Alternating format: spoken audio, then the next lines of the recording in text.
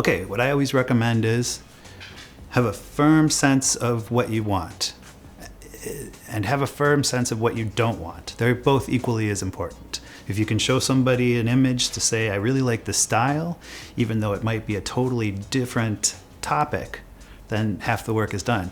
And if you can show somebody a picture that says, I really hate this and what you hate about it, then that'll guide them towards creating the right tattoo for you. Personally, I like to do lots of different styles. So I like people to come to me with all kinds of different projects.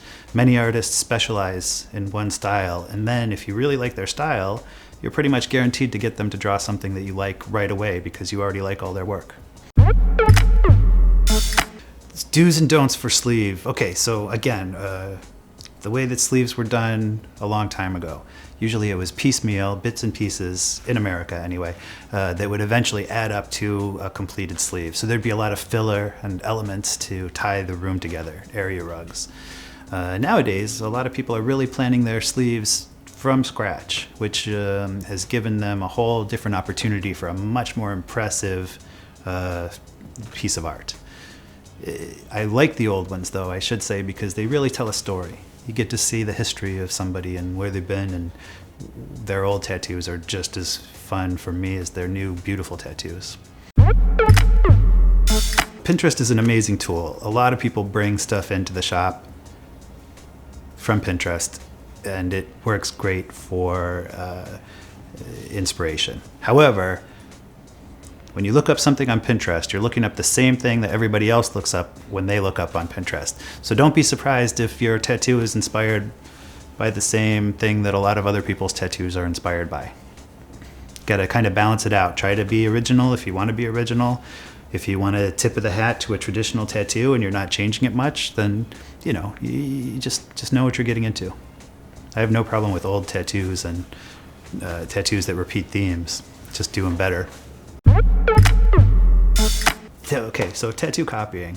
It's a controversial subject. However, bottom line, I think that it's your body. You can get whatever you want on you. Understand that if you copy somebody else's artwork totally and it's an original tattoo, you're going to get a lot of shit from people for it, and deservedly so. It's not original, and it's, you know, it steals a little bit from their original piece. Having said that, you know, I've done a lot of copies, and everyone is going to be a little bit different from the original, and you just try to encourage customers to use that as inspiration and then go from there. Face tattoos. Face tattoos nowadays are a distinct statement. You walk into a room and you say exactly how you feel about things. There's no hiding your feelings, and there's no subtlety. That's not a good or bad thing. It's really a tool that you use. Any tattoo cements you into that spot forever. If you have a tattoo that declares how you feel about something, there you are. On your face, there's just no room for denial or subtlety or change. So you're really going to be stuck in that spot exactly every time you look at that tattoo. It's not really a good idea, but maybe tattoos aren't necessarily a good idea either. We get them despite that, and people who are going to get face tattoos are going to get face tattoos. So I would suggest, if you're going to, which you shouldn't, get a really good one. Okay, so neck, throat, and hands. That's what people used to warn you about back in the old days before face tattoos really became more common. And I suppose in many places they're still relatively impactful. In New York, we live in a bubble where a neck tattoo or a hand tattoo is probably not going to stop you from being employed in most industries. The thing that I would warn people about hand tattoos is that no matter where you get tattooed otherwise, you're not staring at them all the time. So when you get a hand tattoo, you visually are looking at it all the time. You have more of a chance of getting tired of it or thinking that you should have done something different. So it's a step that in the old days, you would wait for the last thing you would do, your visible tattoos. After you'd lived a life of being tattooed and you knew the outcome of walking into a room with heavily tattooed body parts and the reaction that you would get.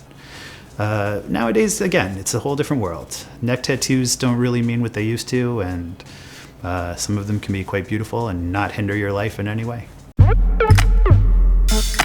the thing that heals a tattoo really is the air. What you're doing when you cover a tattoo with a little bit of lotion of your choice, I prefer Aquaphor. It's low on petrolatum and you can use a very little amount. What you're doing when you put that on the tattoo is you're slowing the amount of air that gets to the tattoo. Therefore, the tattoo heals a little bit slower than it would if you totally ignored it. You don't get as much scabbing. The scab has a danger of tearing out the tattoo in the ink spot where it's supposed to be, underneath that.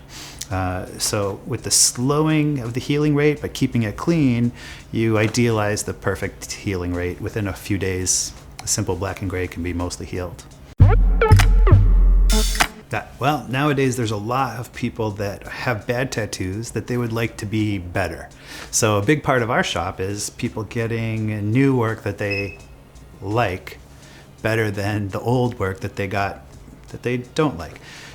We offer laser now at our shop, and you can remove a tattoo totally, but again, that's not most of the clientele. Mostly we're changing our mind.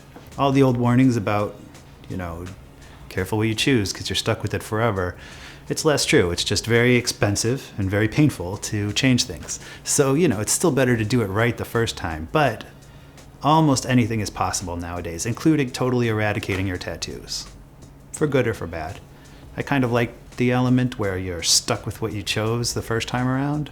However, I've also lasered and covered up a tattoo, so I'm a little hypocritical in there.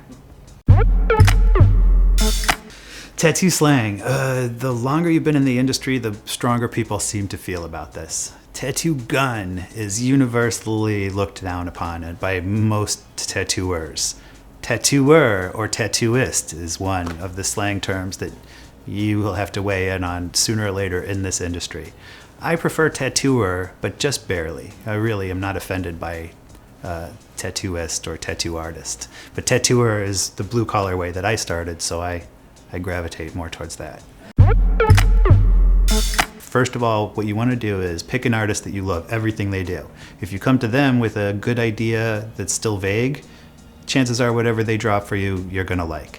If you go to an artist who, more like me, will do a variety of different styles and you're too vague, I like parameters. I love parameters. Come in and tell me the parameters to the tattoo and we will rise to the occasion together.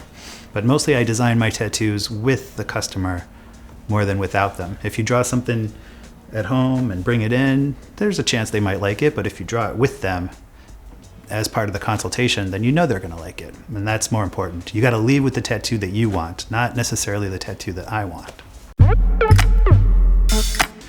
Customer service was definitely not a part of tattooing 20 years ago in New York. You were lucky to get them to pay attention to you, and they made sure that you knew it. And it was a scary experience, full of tough guys and ominous threatening. And now there's plenty of tattoo shops, and you have to be competitive to stay working in this industry. And being nice to people, to me, is, a no-brainer. It makes it better for everybody. If something happens beyond your control, a good shop that understands should work with you. If your grandmother has died 6 times already, then we're beginning to suspect that maybe you're lying about your dead grandmother. You might lose your deposit. There's no shame in tapping out, in my opinion. If you really feel like you are in a bad way, potentially passing out, roughing it and trying to tough your way through it is only going to backfire. Having said that, a good tattooer can usually tell how you're doing and should be checking up on you. And there's no need for your tattoo to be devastatingly painful nowadays. We all can do the maximum amount of tattooing with the minimum amount of damage and pain. And if they're not, then, consider looking elsewhere. Free reign, do whatever you want, clients. This happens, but getting back to my earlier point of parameters, that's too much freedom for me. I don't want the responsibility of picking your tattoo for you in any way. I'd like to know for sure that you are going to like it when we're done. If you go to an artist that you already love their work, just like I was saying earlier, then chances are free range is going to be great and they're going to do something that you already like, but it's not for me. I want to know.